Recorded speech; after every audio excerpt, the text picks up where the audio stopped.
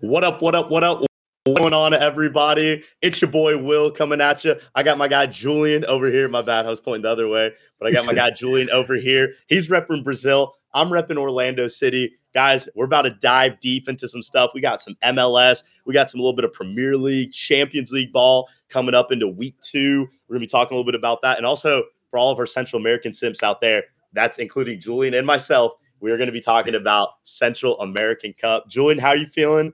You excited for this pod? What's going on? Did you survive the hurricane?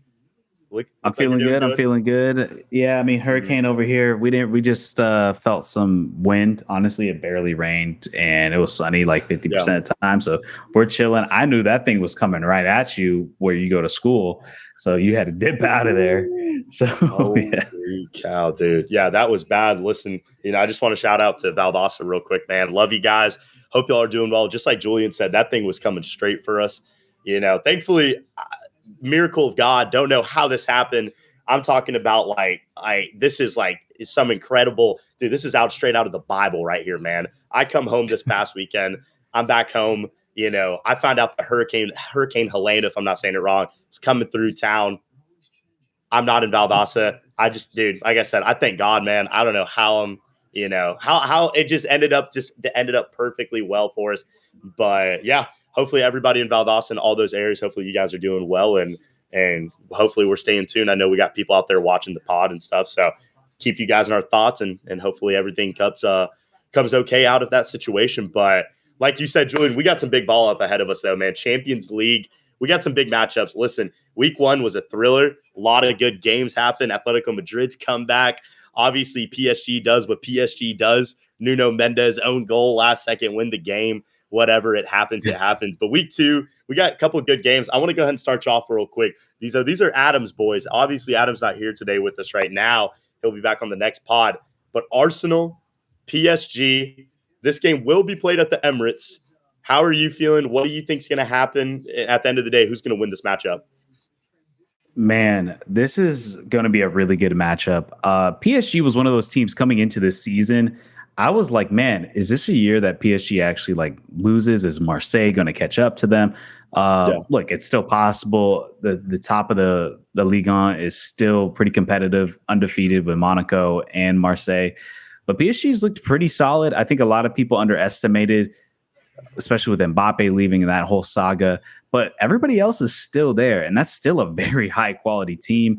I thought they underperformed against Girona. I thought they could have played a little bit of a better matchup. I thought they were the better team on paper, especially seeing what Girona is now, losing all their players, Savinho and countless others to that's what happens sadly when you get a team that's really good. They go on a run in their league, they make it to a Champions League, and then the next year it all falls apart. I'm glad Leverkusen didn't turn into that team, which we'll talk about them in a second. But man, this is a tough one. I think for me, I'm going to go Arsenal here because they're at home. They're on a little bit of a hot streak. I'm curious to see how well they perform against a higher quality team this time going around because you saw the City game. I thought they kind of blew it right at the end. So, but then again, we're talking about City, one of the best teams, if probably not the best team in the world by a lot of people. So I think it's going to be a really interesting matchup. I'm really curious to see how this plays out, but I do like Arsenal here, especially because they're at home. PSG, I think there's still some question marks at how they play outside of France. I mean, even when they had Mbappe and Messi and Neymar, they always seem to underperform against some of the highest teams in the level. Granted, they did make it to a semifinal last year, but sometimes you go on these runs where maybe you're not the best team, but you still make it, England making it to the final. They looked terrible in the Euros pretty much every single game, but somehow they made it. They're just good enough. But I'm looking at this now. PSG hasn't lost in 12 matches, and they're unbeaten in 8 away games. And then Arsenal hasn't lost in 9 matches and unbeaten in 5 home games. So they're both coming up pretty big away and home streaks. But I think I like Arsenal here personally. Who do you think? Yeah, man, I think you really hit the nail on the head. PSG has kind of been that team. We all expected, obviously, after the departure of, the greatest striker right now in the world, arguably, many people would say Kylian Mbappe, this team was going to kind of decline. or it was going to be a kind of vice versa effect. This team was going to explode. This team was almost going to have kind of like I guess you could kind of say like a Portugal type effect in a way. When you lose your superstar, everything's clicking. Everybody, wants to play now, and everybody's just out there absolutely running and giving 100%.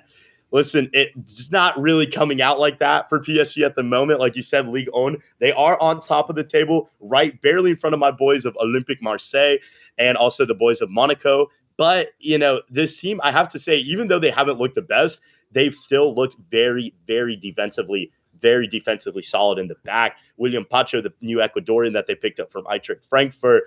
They have the Slovakian Skrivnar, if I'm saying that right. So listen, this team is still not the worst. And Donnaruma's out injured, and hopefully they'll be getting him back soon as well. So, and obviously Nuno Mendes and Zaire Emery and Hakimi, so there's so many different attacking abilities this team possesses. Now, obviously going into the Emirates, it's a different beast. And the only issue that I really feel like for PSG is they haven't been able to be clinical in Champions League games. And obviously, that's talking about this season and even going back to last season as well. They just haven't been the most clinical team. Obviously, Kylian Mbappe was probably their most clinical finisher. He's not there anymore. So I got to go with you as well, Julian. I feel like Arsenal does have enough to do it. Obviously, whether it's Kai Havertz, Leandro Trossard, Odegaard, if I'm not wrong, is injured, so he won't be playing this game. But they possess enough. I think Mikel Arteta's ball is probably some of the best we've seen, and it's going to be able to show on full display. But talking about another Premier League team, I want to ask you a little bit about Aston Villa's next game. Listen, 3 hot points against Young Boys. They look well. They're heading back home to Villa Park. Dibu Martinez might slap a camera. I don't know what this guy's going to do. Who knows what the hell Ollie Watkins is going to pull out of his bag and Leon Bailey and see what these boys can do. But they're going to be hosting Bayern Munich and Harry Kane and Leroy Sané and all these guys, and the list goes on and on and on. But Julian, how do you feel about this matchup? Man, I think this is going to be a pretty solid matchup, but I found myself siding with Bayern Munich more so, and I think a lot of people do as well. They're kind of, to me, the favorite in this game. Right now, Villa, I'm curious to see how they look in European competition. Obviously, if they played Young Boys, which they're not the toughest of opposition. We want to see what they look like against the giants of Europe, and that is Bayern. Obviously, who else is bigger than Bayern outside of Real Madrid when it comes to European competitions? Villa is on a good streak right now, but you look at some of the competition they played, they haven't really been tested yet. Like, let me name off. They have Bolton, they had Wolves, Young Boys, Everton, and Leicester City. City. I don't know how to pronounce that. I don't know how the British pronounce it. Or the English. But either way, they haven't necessarily been tested yet. So I'm really curious to see how they go against one of the strongest attacking teams in the world. I mean, like I said, Harry Kane on an absolute roll. Musiala coming straight out of the Euros, going right into Bayern, absolutely tearing it up. Looked amazing. Obviously, look, the competition that Bayern played hasn't been great either. Obviously, setting the record for most goals in a Champions League game in 9, going 9-2 is pretty insane. So I'm not sure. Is Neuer going to be back? Let me check the injury report.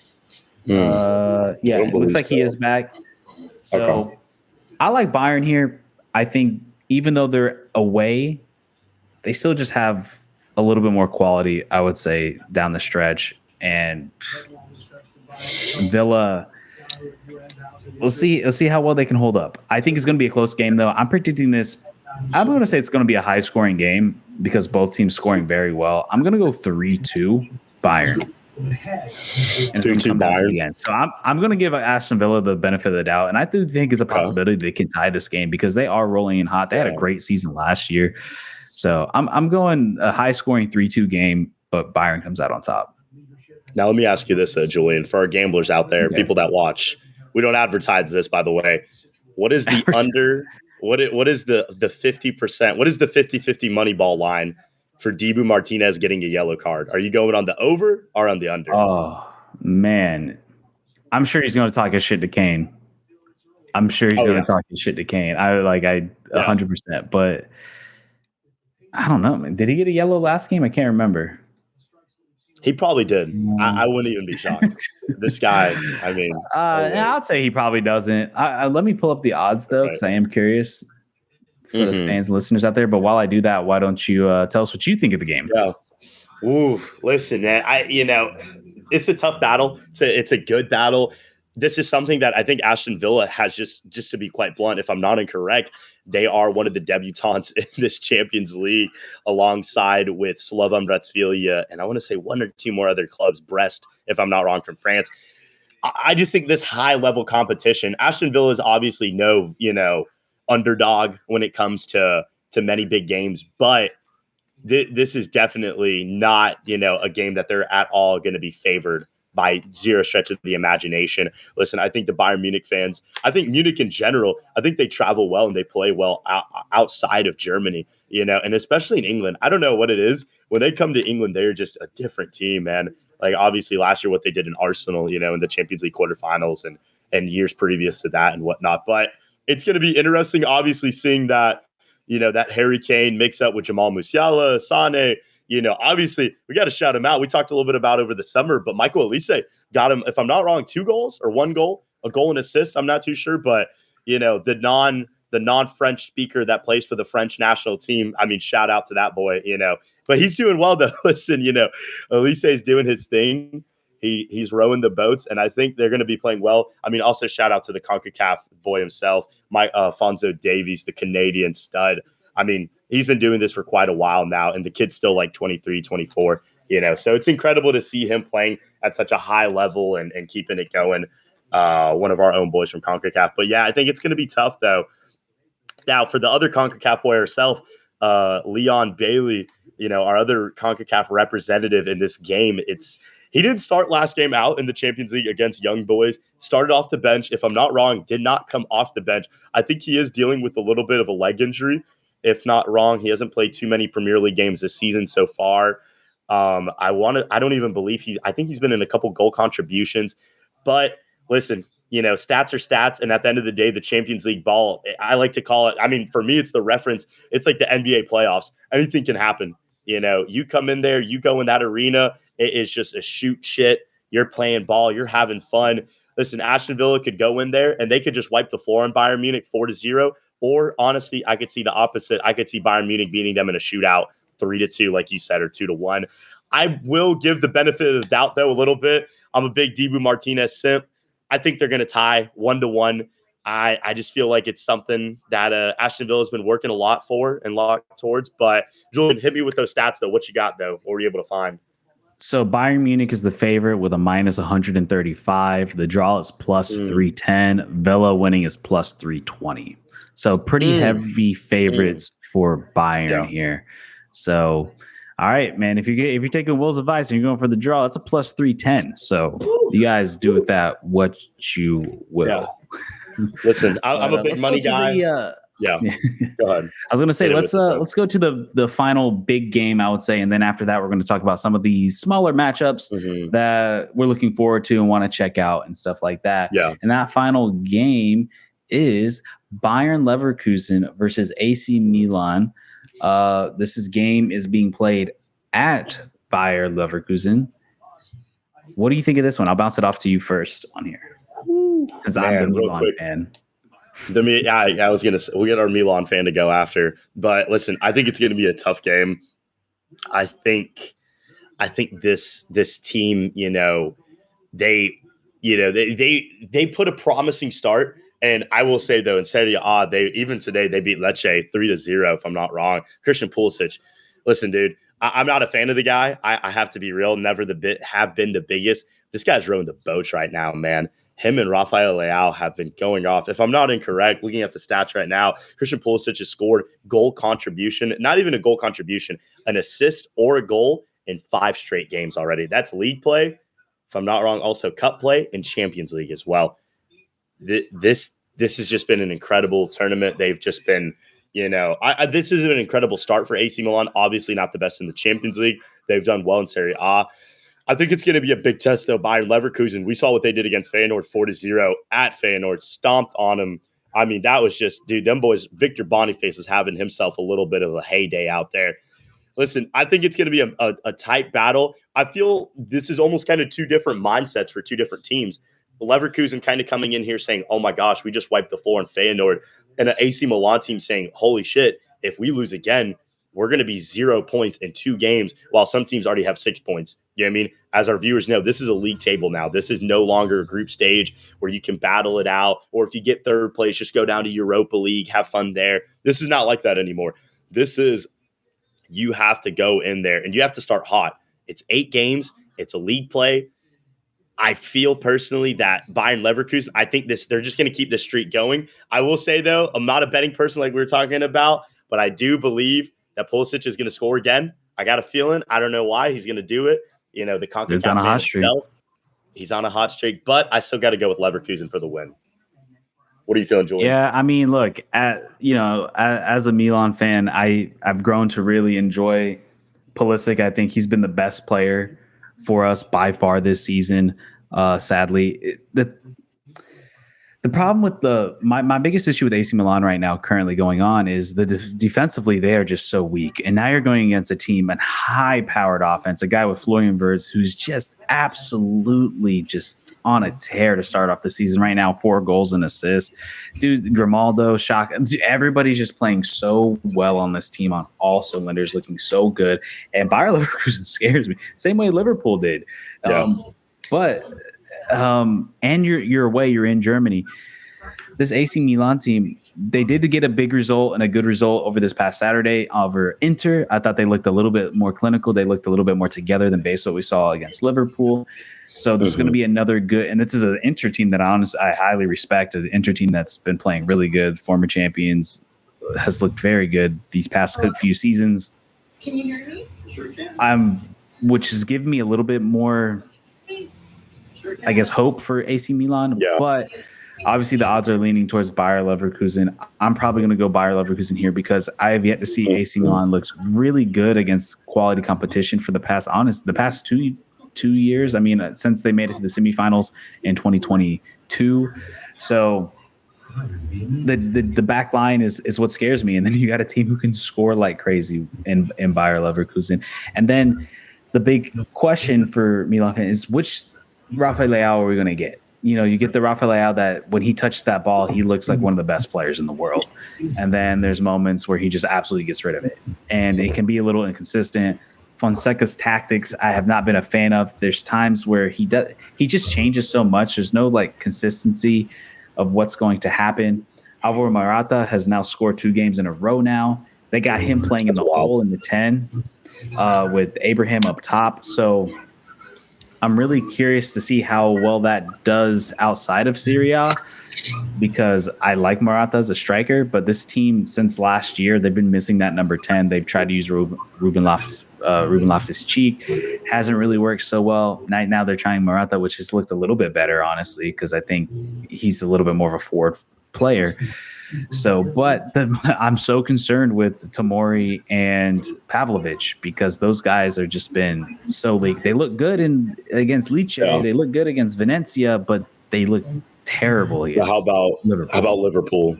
How about Leverkusen? Yeah. How are they going to look? Yeah, and they did hold well against Inter, so that's something that they looked a little bit better in that game. But you know, as much as it pains me, I would hate to see Milan coming out of this group league phase with 2 losses, but I got Leverkusen here. I think they're going to take it. They're rolling, and as they continue to start to implement Frimpong back into the system, they're playing so well. And like, dude, like you watch them play, it's just incredible. Like it reminds me so much of Barca, and not Barca, but I guess Barca and Real Madrid, and just the way they can ping that ball around. It's just very Spanish style that Xabi Alonso has implemented.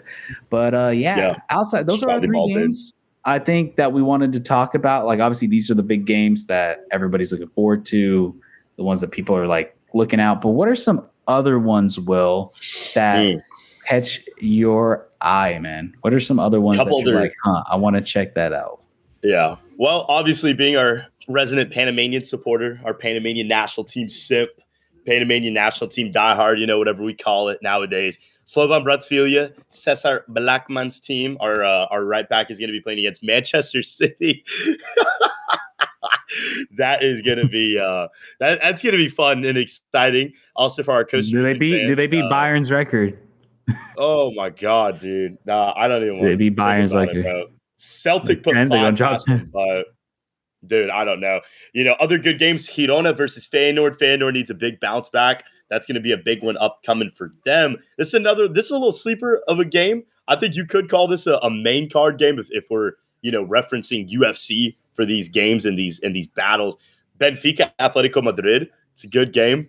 Obviously, both of these Mm-hmm. teams, if I'm not incorrect, both won. I know Madrid did win. I think Benfica did as well. That's a good little sleeper game. And then the other one as well is Real Madrid. Obviously, everybody in the world wants to watch them lose. So they're going to Lille, France. Everybody's going to be a big Lille fan. So let's see for a good game. What about you, Julian? What do you have? What are some games you're I'm looking kind of the forward same to? way with Atleti. Atleti's 13 games without a loss. Benfica 6 games without a loss. Those are really interesting to me. Yeah. I'm going to probably watch Barca because I like Barca. I've always have, but that's not going to be an entertaining game against young boys. I'm with you with Feyenoord, Girona. I think PSV versus Sporting is going to be a really good game. It's a very well balanced matchup that I like a lot. Yeah. And then I'm curious to see the rematch, Liverpool versus Bologna. I'm actually really interested in checking that out. Obviously, it's going to be at Anfield, so it's going to be a little different. Obviously, this Bologna team. Oh, wait, no, I'm getting it mixed up. It was with Liverpool versus You're thinking Atalanta. Yeah. You're thinking Never Atalanta. mind. I know what you're saying. Yeah. Regardless, I do think this is going to be a pretty sleeper good game. I think Bologna can fight and play really well. They had an amazing season last year that was very slept on. They've been off to a slow start this past season, losing 3-0 to Napoli. Then they've drawn 3 straight times, and they drew against Shakhtar Donetsk. They did beat, why am I drawing a blank on the logo? Monza. But so they're not in the same exact form. They did lose a lot of players this past year in the offseason. So, but I do think that's going to be a sneaky good matchup. And then let me look here. It could go really bad or really good is Dortmund versus Celtic. Now, Celtic, that's a good one. Yeah. I think they're really good against these lower level oppositions like we saw this past week. But, man, Celtic has looked really rough against teams in the top 5 leagues these past few years. The Scottish League has kind of scared me. Even though Celtic's a very good team, it seems like when they go against this upper echelon of the European teams, they really struggle. So I'm curious to see if they can kind of break that mold and be a little bit more competitive this time around. So I'm really interesting. I got, the Japanese guy, I always get his name mixed up. Oh, man. I have him on my fantasy team too. Yeah. Furuhashi. Furuhashi. Yeah. Dude, it was a sleeper fantasy pickup for those guys out there. Came up big. Celtic has not lost in 25 matches. So we'll see. But like you said, though, obviously we're talking about who are they playing though? League. Right. Yeah. They're facing Hiberdean and Ross County. It's going to be a little bit different. Playing in Dortmund against the Yellow Wall. So yeah. And then my final one is RP Leipzig versus Juventus. I think it's going to be a really solid game. I thought RP Leipzig had a pretty good start to the season. Not too bad. Juventus, I watched them in that 12 o'clock window. They did not look like they could really create very well at a lot of times. So this Juve team, man, you look at the Juve team from the past decade who won 9 Serie A trophies in a row. And then you look at this one, you're just like, oh man, like you got Danilo and McKennie. No, they're not that bad of a team though. McKennie, they're not that bad of a team, but that's a sleeper team, dude. That's a sleeper team. They're not that bad of a team, but when you think of Juve traditionally, you're like, wow, like this is not the Juve that we're used to these past 10 years. They're going in without a loss. I mean, in Serie A, they're 2-3-0. So Vlahovic needs to lock up. And they did beat PSV 3-1. But I remember watching that game and thinking they didn't look that great, especially in the second half. I thought the second half PSV, obviously they're playing behind. They're going to have hold possession more. But I would like to see a little bit more from Juve in that sense. Dude, I'm so bad at these like Serbian names, but Vlahovic, I do like him. Vlahovic. Vlahovic. I do like him, and I've watched him play a decent amount last year. I do like him a lot. So we'll see how things go, man. We'll see how it is. But I think that's probably my final good one. That's a good game, like you were saying. I think it's going to be a good week too. I'm excited to see our predictions just explode up in the middle of the air. Watch Bayern probably win 35-0 or whatever happens. But we're always here for it. We love Champions League ball. We also love MLS ball. That's what we're all about. We got our Inter Miami, Orlando City boys. We're all about it, man. We love it. A little bit, though, before we get to that, Julian, I do want to ask you, though, LAFC, man, listen, yet again, they finally, I think the MLS haters have to stop. I'm not an LAFC fan. I'm not a sim. I don't love LeBron James. I'm not all this and that about the Lakers. I don't love LeBron. Listen, but LAFC has finally won a trophy. They didn't choke this time. They won it. Obviously, it's been years since they won the MLS Cup. I want to say back in 2022, if I'm not incorrect on my ball knowledge. I mean, that's not years. Right. Considering all the opportunities, I mean, they lost the MLS Cup. You lost the Champions Cup. Right. And you finally get it done. Yeah. But I mean, the fact that you're in 4 title games in 2 years, and it took you it took you 4 times to win 1 title. Listen, that's all I got to say. But they finally did it, though. 2 for 2. They won the MLS Cup, then they lost the MLS Cup.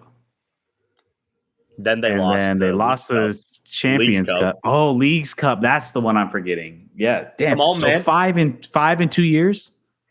Look, man, to be in 5 championship games in 2 years. Now, that's 2 for 5. Obviously, you want that a little higher.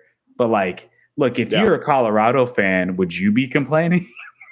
Yo, when was the last? Has Orlando ever been in it? No, wait. Orlando won the US Open Cup. What are we talking about? But I see we're taking shots right now. Listen, dude, I think it's key that they made it. Listen, like you said, we're not math guys. We're not mathematicians. But 2 out of 5 doesn't seem the worst. Like I said, if somebody told me, hey, man, I'm going to give you a fraction. I'm going to be able to give you 2, I don't know, let's just say 2 cheeseburgers, but you're going to have an opportunity to get 5.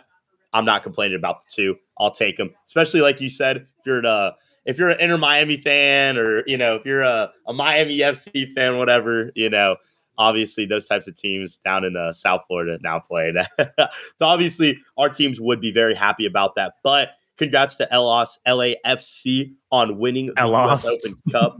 Oh, my gosh, dude. I can't speak right now. But, yeah, big ups to them.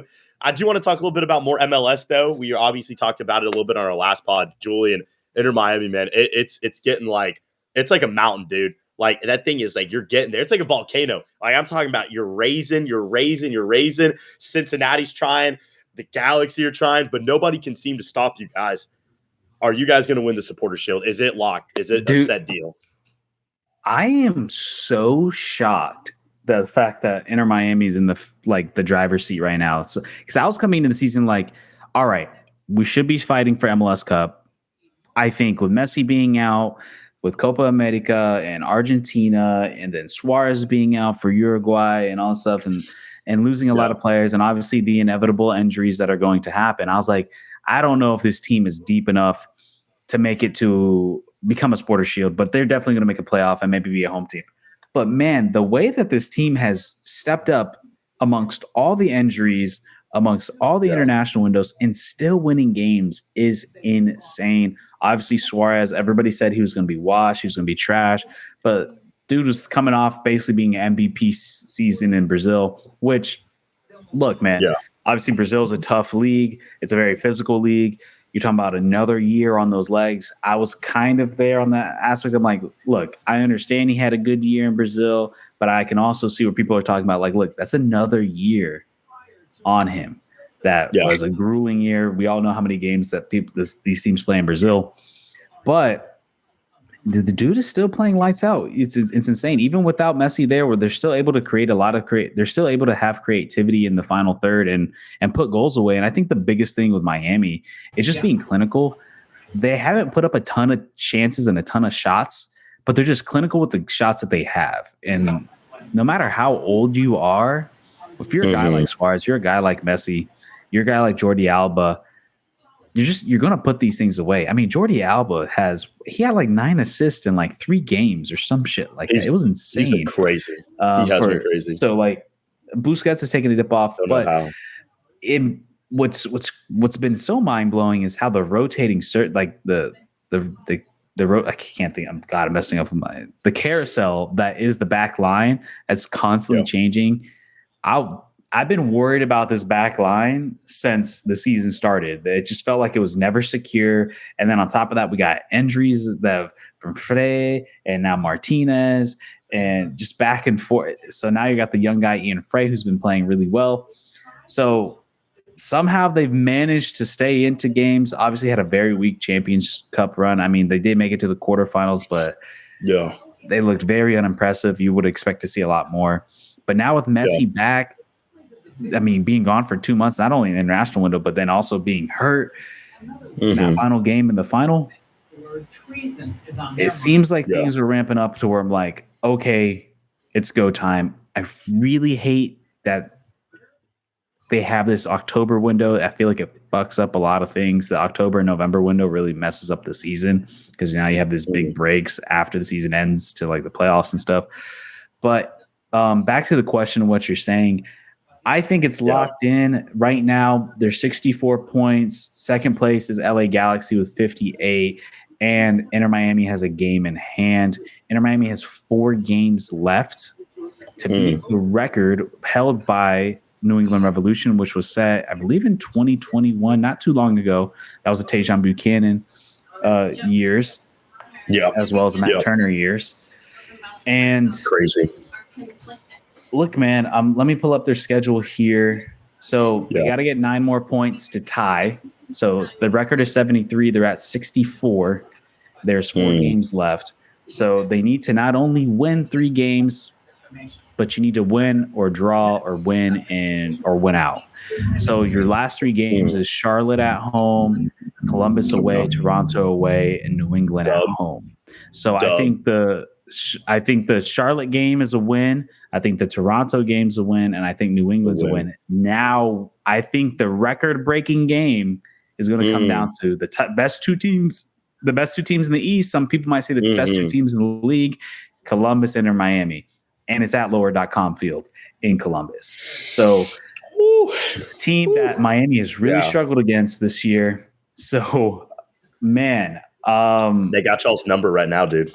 Yeah. I think they might tie it. If they can, because Columbus is just on such a roll right now. Let me see.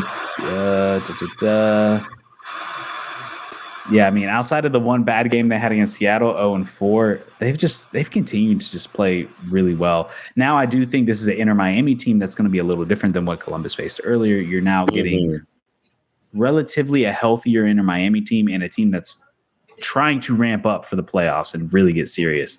So I'm going to say they draw that game and they beat the record by 1 point. They get 74 points in a season.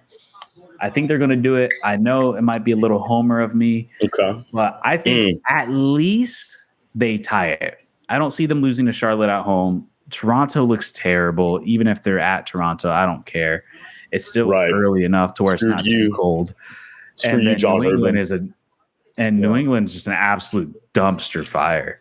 So don't know how they're good at all. How they're a team. I think they're going to get. I think they're going to get the draw, and they beat the record.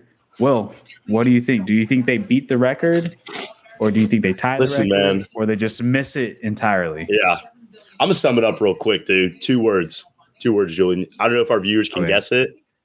They will.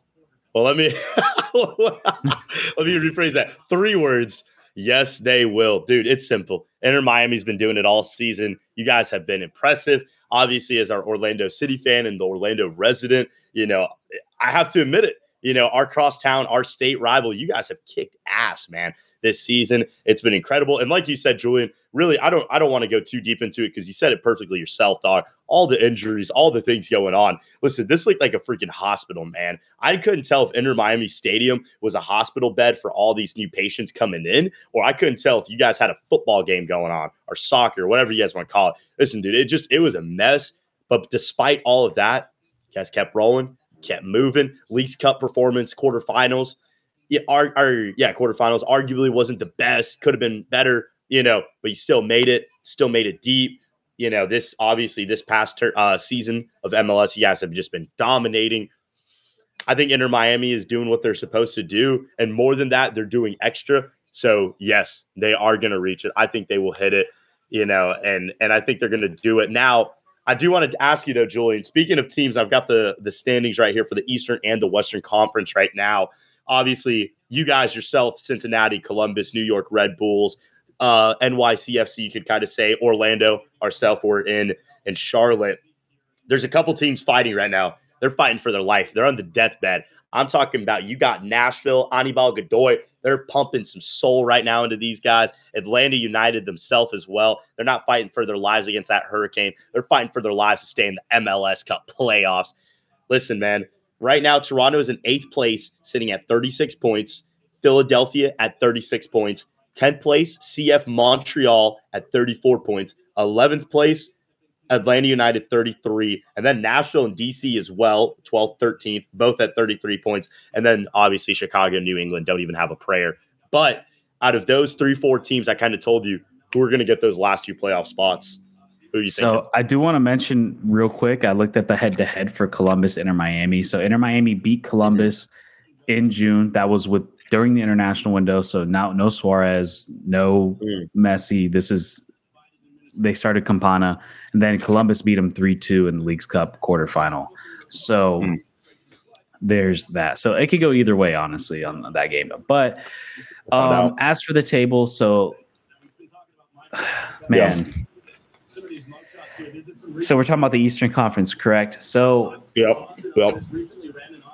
It's all pretty tight, honestly, from New York down. I mean, you're talking about an 8-point swing.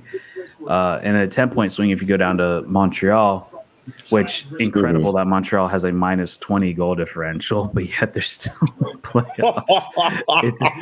That's crazy. Absolutely insane. That's wild.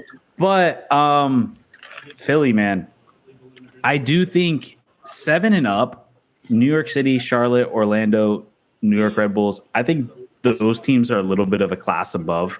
I think they played a lot better than most other teams. Obviously, Philly. Philly's kind of a mystery to me of how they're so low. I mean, Philly also has a +10 goal differential and they're in 9th place, which is pretty wild. That's a pretty weird stat, which I'm noticing for the first time. And even though Philly's 9, Philly's still a team I would be scared of. They're still a pretty solid team. Obviously, losing Julian Carranza has been a big hurt for them. He was like one of their main goal scorers. But I think it stays as is. I don't think Montreal has enough firepower to get in. I think Atlanta. I watched Atlanta's most recent game. They just, man, that team is just like a shell of themselves. They've lost. Outside of Dax McCarthy, and Brad Guzan, I don't know who. Like a lot of these guys are. You do got the Italian dude who's actually a pretty damn good player. I'm drawing a blank on his name, but I think it's really going to stay how it is. I don't think Nashville has enough to get in. I think Toronto has enough quality to go forward. But look, they still got games in hand. Toronto does have 31, and they're just out. So, but like I said, I think they stay in. I think it stays as is. I think you're going to have a Toronto. I think, if anything, Philly could probably get the home game there and bounce up to 8, which I think is the most likely scenario. But yeah, I like the standings exactly how it is. I mean, you could probably, man, I could also see a world where Charlotte gets into the play-in round. Yeah, Charlotte, if they lose against Inter, and then Toronto, Philly wins, that brings them. Damn, there's a lot of scenarios that could happen here. Listen, I could always see a world where Inter Miami gets bounced in the first round. Just get a key, and I know I got a lot of Inter Miami. Wait, get bounced in the first round? Listen, here, let me talk a little. Well, I'm not talking about the playoffs. I'm talking about. We'll wait till things shake out, but I'm just talking about who gets in. Y'all just let me cook on that one. I don't want to mess with y'all get ready. I don't want to mess with the actual standings. I think this because that's going to be hard to predict in that 5 and below. But I think everybody below 9 is not good. I don't think anybody below 9 is convincing me enough that they can make it in. I think none of them have enough quality. You don't think Nashville can do it? You don't think they can do the job? Gosh, no. Nashville's another team that's like a shell of themselves from what they were last year. Nashville is just, the coaching search, and now they just brought in their new coach in the offseason. I think they're kind of treating this year as like a kind of a wash. Like, we'll figure things out next year. I do think Nashville will be back next year. Yeah.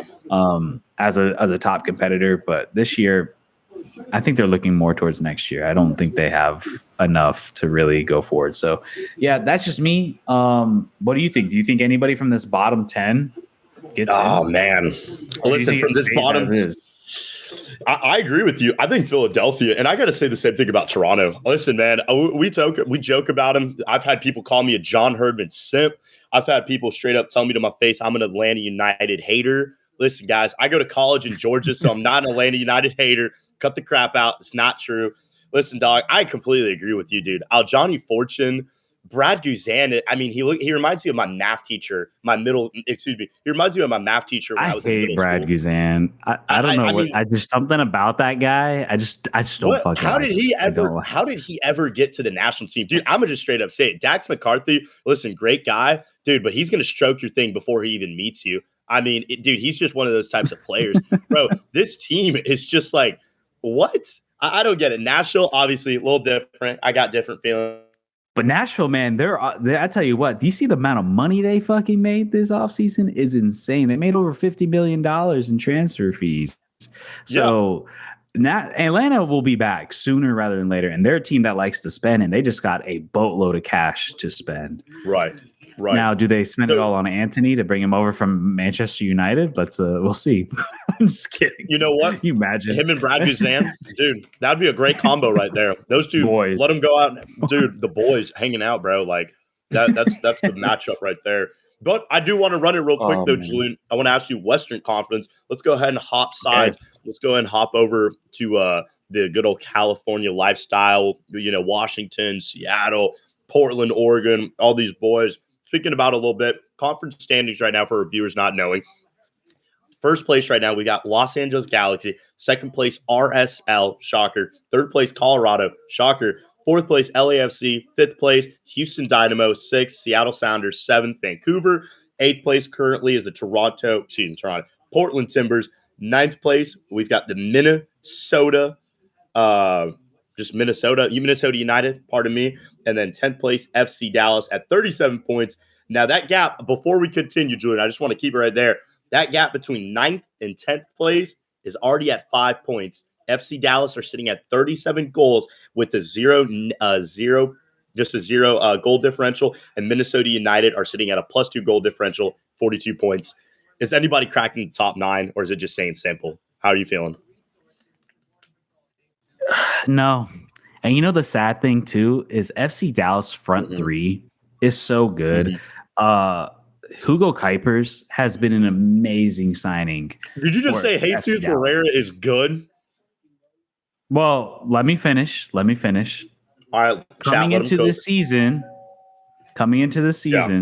and as a MLS striker, you look at that front three. You have a guy in Jesus Ferreira who scored over 20 goals in a season. You have Alan Velasco, who is supremely talented coming out of Argentina, and then you have a guy in Hugo Kuipers that came from Benfica, who absolutely balled this season. Dropped 15 goals. Let me see how. I know he has 15 goals. Let me see how many assists he has. 2 assists. Look, it's been a super disappointing. Because, quite honestly, I'm looking at this FC Dallas team, and outside of that front three, I don't know any other of these guys. And Jesus Ferreira obviously has taken a massive step down from who he was a couple years ago. I will say this: I think Jesus Ferreira wasted his career. He could have already been gone. After that amazing season he had, he should have left. He should have left. He should have further developed. And now his stock is as low as it's been. I mean, dude, 5 goals. The Caribbean goal scorer. Caribbean goal scorer. Just remember, that's what they call him. The pirate of the Caribbean. The Caribbean pirate. The pirate of the Caribbean, baby. That's all he is. That's all I'm saying. But continue though, yeah. But you know what? He was a guy who played really well in MLS. He's a young player. He should have left. And look, this season I do think they had him on the wing, and I don't think he's a winger. And quite honestly, I don't really think he's a striker. I think he's a 10. When I've seen him play the best, he has that creative spark. He's a guy who can play the 10. Obviously, he's shown that he can be a threat as a goal scorer in the 9 position. But to me, he's best in that center attacking midfielder.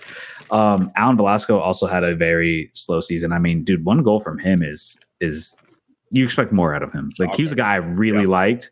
Especially last year. He was a baller last year, but wait, I got Hugo Kuipers mixed up. Not Hugo Kuipers. He's from Chicago. I was thinking Peter Musa. Yeah. Peter Musa. I got the right team though. Peter Musa did come from Benfica, right? Because Hugo Kuipers came from Belgium. Okay, I was Belgium. Right. Okay. Yeah. Okay. Apologies, Dallas fans. I did catch myself, but Peter Musa nonetheless had a great season. He was an absolute baller this year. I did like him a lot coming out of the seat. This is the type of signings you want coming into MLS, guys in their prime, coming from very good leagues in Europe and absolutely balling when they get over here. This is what you want to see. But no, as for the entire standings, I don't see any of these guys getting back in. I've liked Minnesota this year. They had a great start to the season. All these guys are just they're a little bit, like I said, it's just one of those, they're just a class above, just like what I said in the Eastern Conference. Now I'm curious to see how, what is it, 1 through 7, 2 through 7 shake out, because that's all super close. That's like a 5-point swing. So that's going to be really interesting. Shout out to Colorado. This is a team that is the laughing stock of the league for like forever. I mean, their fans literally protested about Still are. You got to see what they do. Before we jump the gun on this, let's still are RSL as well. Hey, we didn't forget about y'all boys out in the valley now. No, I respect RSL. I respect RSL. RSL got some baller. Oh my God! You don't even know his name. So bad with names today. Ballers. You don't even know the name. His fucking name. Listen, I want to say this real quick, Julian. Before you go off with RSL, I'm hating my life. I'm so bad. All right, dude. Listen, I agree with you. Nobody's getting a crack in that. Minnesota United, great start to the season. They haven't really been able to get back into it, as kind of like you were saying. I got to shout him out real quick, though. Talking about shout-outs, obviously LAFC, Houston Dynamo, Coco Carrasquilla. I'm not shocked by my boy. He's been cooking all season. Had a little bit of an injury. He's coming back into it. Just scored a chilena, by the way, an incredible goal. It is still MLS, though. Good for him. Seattle did the thing. Portland, a little bit disappointing from them. Obviously, you always expect the boys out in the Timbers to be a little bit better. But I agree with you. Colorado, the boys out in the Valley, RSL, Rapids, you're still not. Listen, guys, I understand. Good season. Look, man, they got just third there. Yeah, it's what you do from here now, though. We got to see what they do. So, I mean, they got third in League Cup. Diego Luna is an absolute baller. I love Diego Luna. I think he's a really good player for them. I like him a lot. And then you have a fucking oh my God, dude, fucking greases his hair back. It went to Mexico, played at LA. Chicho? Is it? Oh my God. No. Chicharango. I knew I was like, I keep on wanting to say Chicho, but first off, Chicho. I think me and Adam talked about it when he came back into MLS. I was like, that is an incredible signing from RSL. Shout out to them. Yeah. And obviously it's worked out in wonders. He is hurt right now. But he had an amazing start to the season. People were talking about him being in the MVP race. The dude was scoring goals left and right. And look, man, I think RSL's for real. I think this is a team that they play well together. They have, like I said, you only have 2 main stars on there, but this is a quality team that I've watched, and they just play good ball. Now, like, I got to give Colorado credit. Yeah, sure, we'll see when the playoffs come around, but like they also got third in Leagues Cup. They qualified for Champions Cup. They did finally spend money bringing Jordi Mihailovic and Zach Steffen, which I think those are MLS quality players. Obviously, we don't think much of them in the international stage, but at least in the MLS, these are guys who can play pretty well. You know what I mean? So I agree. But look, I'm excited to see the West more than the East when it comes to the playoffs. I think the West is super competitive. I like the West a lot, honestly. I think here's what it is. I think the West is more competitive, but the East is more top heavy. Like Inter Miami, Cincinnati, Columbus, those three teams I think are significantly better than the bottom five, the five below them. I think there's a big jump there. But the West, I feel like any one of those teams can beat each other in that top nine. Could Minnesota United beat Los Angeles? I could see that. Yeah. I think it's all possible, dude. I mean, both those teams, like the East, you got a little bit of fraud. Dude. The East is really top heavy. Charlotte's just that team. Like, how did they even get in here? You know, like who invited Charlotte? I think if Charlotte was in the West, they wouldn't have made it. Oh, I think they'd be fighting. I think they would be fighting for a spot. But having to face all 14 of those teams in the West twice, I don't know if they'd be as good as they. But like when you look at the East, man, you got like New England and DC United and fucking Montreal and Toronto. Like these teams are bad, man. Like when I'm looking at least the West, they're not all bad, one of these. But look, if I look at the West. If I look at the West, everybody has above 500. Everybody has more wins than losses. You look at the East. Let me go back to the East. They got what? The East, you have Toronto with a minus 17. Toronto's 11-3-17. They have 17 losses, dude. You have Philly, who's 9-9-12. Like, these teams aren't as good.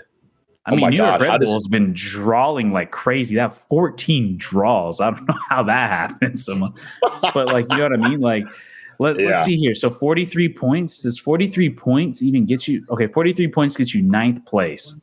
Orlando at 5 has 43 points. You'd be ninth place in the West. Your beloved Orlando City would be ninth place in the West. New York Red Bulls would also be in ninth place. New York Red Bulls at fourth place would be ninth in the West. So there's a big drop off. But yeah. I agree.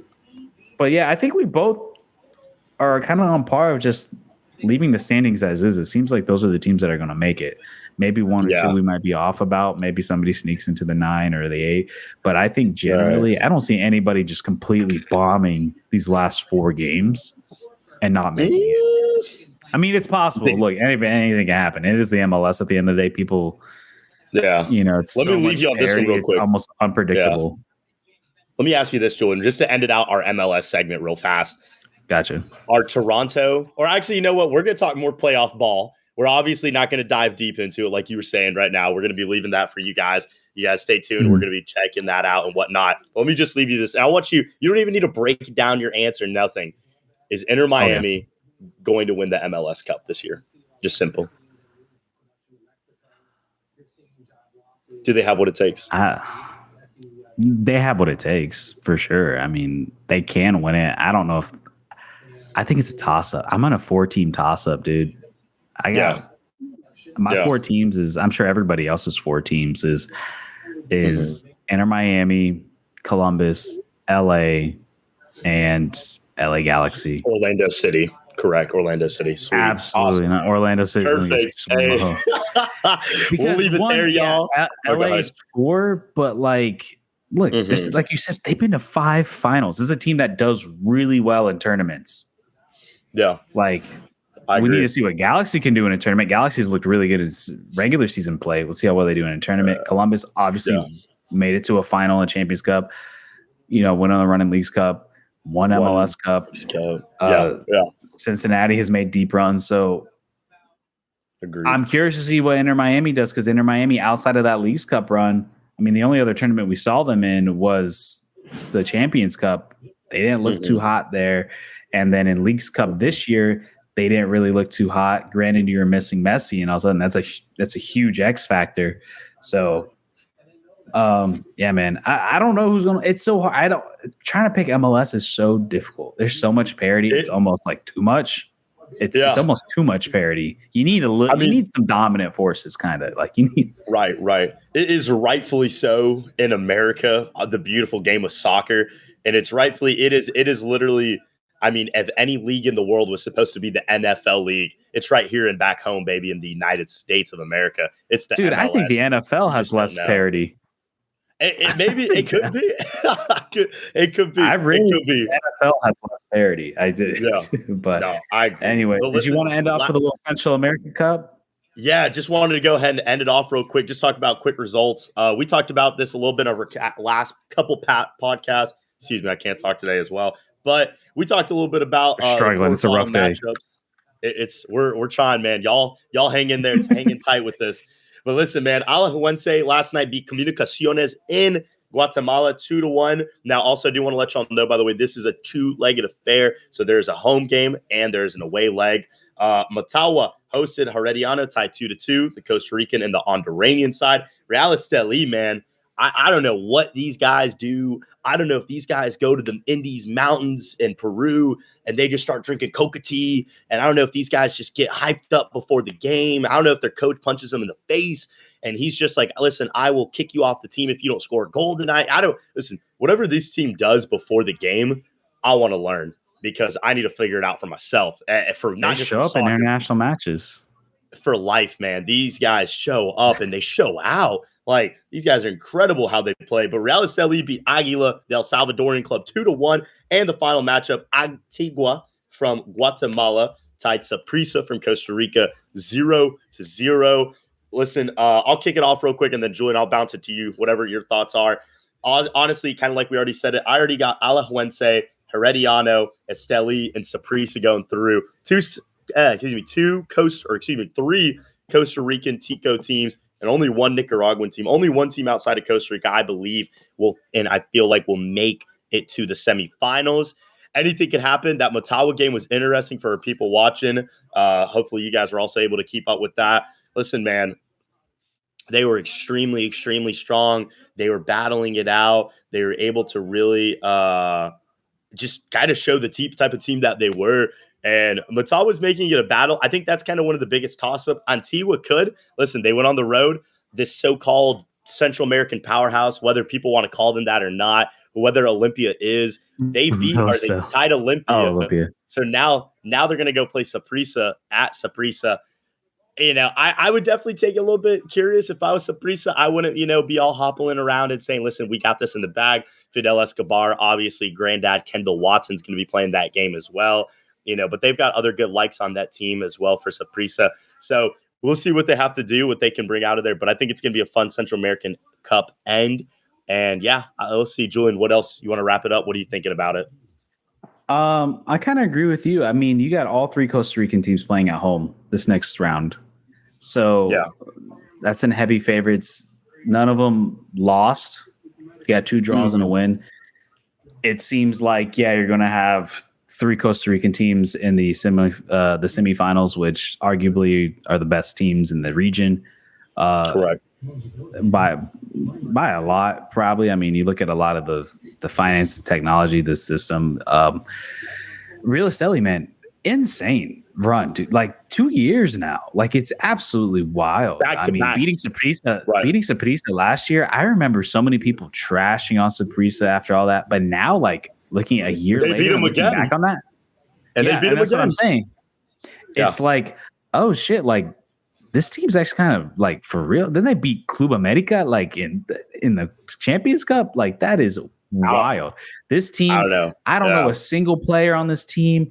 Nicaragua is not necessarily. They're kind of like they're the bottom feeders of Central American like soccer. Like, they're not that very good. Not just the club level, but the national team level as well. But I don't know what coach they have, what like club owner they have that's just completely reinvented. Not only this club, but like the nation. Like, dude, what this team is doing is directly affecting like their potential national team. Like, I would imagine that a lot of the teams on this Real Estelí team are Nicaraguan players. But yeah, absolutely incredible. They're going to play on the road. We'll see what happens there. I have them advancing. They've shown time and time again that they can win these important games. So I got them in the final, and then so that would leave Saprissa and Relaseli in a semifinals matchup, which is really interesting, which I would have never thought 2 years ago. 2 years ago, I'd be like, oh, that's a fucking layup. But apparently, Relaseli just has Saprissa's number. So, I will say I am interested in Herediano and Motagua game. I think that's going to be a pretty solid game. The Alajuelense, they're probably going to win out against Comunicaciones. So, I think the semifinals, nonetheless, are going to be really, really fun. I mean, you're going to have Herediano, Alajuelense, and then you have Saprissa, Relaseli. So, and then I'm hoping for a CR Clásico for the final. We'll you want an Alajuelense Saprissa game? Oh, man. Yeah, you got to have it as the final, man. Oh, that's too basic, man. Listen.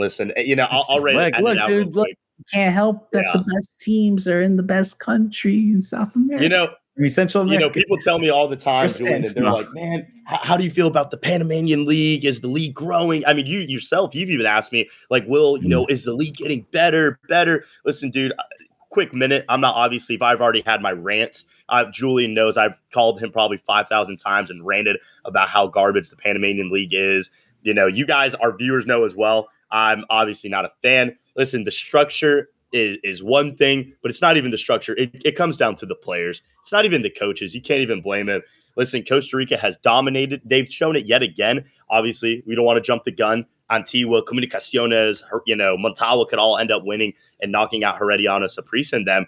But, you know, it's just... That'd be shocking if all three get knocked out. If all three get knocked out, listen, dude, I will jump off the roof of my house. I don't know what I'll do, but that'd be wild. But, dude, it shows that all these other leagues, and it shows most importantly how important defenses are. You know, these teams obviously go back and get likes of Joel Campbell for Alajuelense, or, you know, Celso Borges and Saprissa, you know, gets like a Diaz and guys that play up top.